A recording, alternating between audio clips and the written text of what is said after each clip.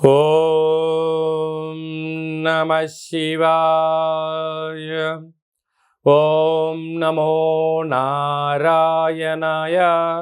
ఓం శ్రీ స్వర్ణాకర్షణ కాల భైరవాయ నమో నమః. ఓం నరదృష్టి నివారణ సంచిత కర్మ ప్రారబ్ధ కర్మ ఆగమిక కర్మ దగ్ధ నివారణ తులాభార కాల భైరవాయ నమో నమః. ఓం కాళకాలాయ విద్మహే కాళాతీతాయ ధీమహి తన్నో శ్రీ స్వర్ణాకర్షణ కాల భైరవ ప్రచోదయాత్. హరి ఓం.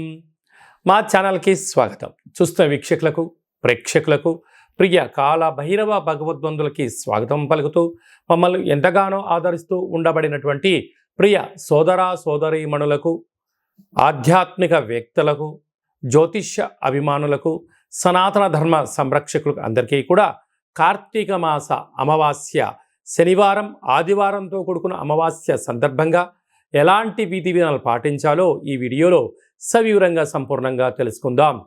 16/11/2024 నుండి 30/11/2024 వరకు పుట్టినటువంటి వారందరికీ కూడా ముందస్తుగా జన్మదిన శుభాకాంక్షలు. గతంలో వివాహం చేసుకున్న వారికి వివాహ వార్షికోత్సవ శుభాకాంక్షలు. ప్రధానంగా మీరు ఈ వీడియో చూస్తున్నారు అన్నట్లయితేనే ఆ కాళభైరవ స్వామికి ఆజ్ఞ ఆశీస్సులు మీపైన ఉన్నాయని చెప్పి గమనించాలి. వీడియో ప్రారంభం నుంచి చివరి దాకా విన్నట్లయితే మీ అష్ట కష్టాలన్నీ కూడా తొలగిపోయి ఐశ్వర్యానికి స్వాగతం పలుకుతారు అని చెప్పి కూడా గమనించాలి. ద్వాదశ రాశుల్లో గ్రహ గమనాన్ని ఒకసారి వీక్షింపచేద్దాం. వృషభ రాశిలో గురుచంద్రుల కలయిక గజకేసరి యోగంతో ప్రారంభమవడం, కర్కాటక రాశిలో కుజ భగవానుడు నీచభంగ సంచార స్థితి, కన్యరాశిలో కేతు సంచార స్థితి, వృశ్చిక రాశిలో రవి బుధ సంచార స్థితి, బుధాదిత్య రాజయోగము, ధనుసు రాశిలో శుక్ర భగవానుడు సంచార స్థితి, కుంభరాశిలో శని భగవానుడు వక్రగమన స్వక్షేత్ర సంచార స్థితి, మీనరాశిలో రాహు సంచార స్థితితో ద్వాదశ రాశుల్లో గ్రహ గమనాలు ఈ విధంగా ఉన్నాయి. వృషభ రాశి వారు కార్తీక మాస బహుళాష్టమి ఆదివారం అమావాస్య రోజు ఎలాంటి విధులను పాటించాలో ఈ వీడియోలో సవివరంగా సంపూర్ణంగా తెలుసుకుందాం. వృషభ రాశిలో ఏ నక్షత్రాలు వస్తానగా కృతికా నక్షత్రంలోని 2, 3, 4 పాదాలు, రోహిణి నక్షత్రంలో 4 పాదాలు, మృగశిర నక్షత్రంలోని 1, 2 పాదంలో కలిపితే వృషభ రాశి అవ్వడం జరుగుతుంటుంది. చాలామందికి పుట్టినటువంటి కాల సమయంలో డేటా బర్త్లో లేనటువంటి వారికి పేరు యొక్క మొదటి అక్షరాన్ని అనుసరిస్తూ ఆ రాశిని తెలుసుకునే ప్రయత్నం చేద్దాం. ఈ, ఊ, ఏ, ఓ, వా, వి, ఉ, వే, ఓ అక్షరాల వారందరూ కూడా వృషభ రాశి జాతకులే. వృషభ రాశి యొక్క అధిపతి శుక్ర భగవానుడు.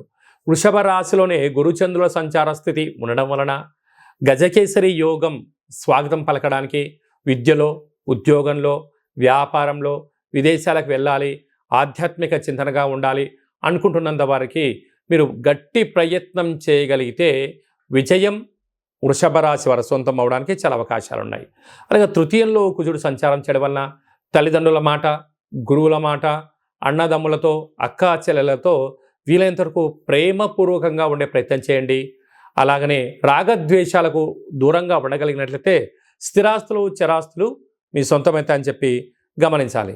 అలాగనే సంతాన స్థానంలో కేతు సంచార స్థితి ఉండడం వలన దూరపు చూపు, పిల్లల యొక్క భవిష్యత్తులు, పిల్లల యొక్క ఆదాయ వ్యవహారాలపైన మీరు దృష్టి సాధించడం వలన మీ యొక్క ధనం వృధా కాకుండా ఉండే పరిస్థితి ఉంటుంది.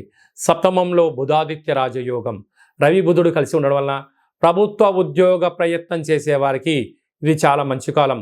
ఉద్యోగంలో ఉండబడిన వారికి ప్రమోషన్స్ రావడం, మీరు అనుకుంటున్నటువంటి కార్యక్రమాల్లో మంచి ఆనందకరమైన జీవితానికి స్వాగతం పలుకుతారు అని చెప్పి గమనించాలి. అష్టమంలో శుక్రుడు ఉండడం వలన మీ యొక్క వాహనాలు, విలువైన వస్తువులు, బంగారు ఆభరణాలు, బ్యాంకు యొక్క లావాదేవీలు, ఓటీపీలు ఎంతో భద్రపరచుకోగలగాలి. లేకపోతే కొంత ధనాన్ని, వస్తువులను మీరు కోల్పోయే పరిస్థితి చాలా అధికంగా ఉంటుందని చెప్పి గమనించాలి. రాజ్యస్థానంలో శని, లాభస్థానంలో రాహు సంచార స్థితి ఉండడం వలన మీ ఓపిక, మీ పట్టుదల, సహనమే మీ విజయానికి తొలిమెట్టు అని చెప్పి గమనించగలగాలి. కనుక ఈ అష్టమి రోజున, ఈ పోలి అమావాస్య సందర్భంగా ఒక తెలుపు క్లాతు పైన నవధాన్యమును లేకపోతే బొబ్బర్లను పోసి ఈ యొక్క వెన్నతో కలిపిన దీపాన్ని పెట్టి మనస్ఫూర్తిగా భగవంతుడికి అభిషేకం చేసుకొని ప్రవహించే నీటిలో కలపండి. కుదరలేదు పక్షులకు వేయండి, కుదరలేదు బ్రాహ్మణుడికి దానం ఇవ్వండి. మీ జాతకంలో ఉన్న గ్రహ దోషం తొలగి ఐశ్వర్యానికి స్వాగతం పలుకుతారు అని చెప్పి గమనించాలి.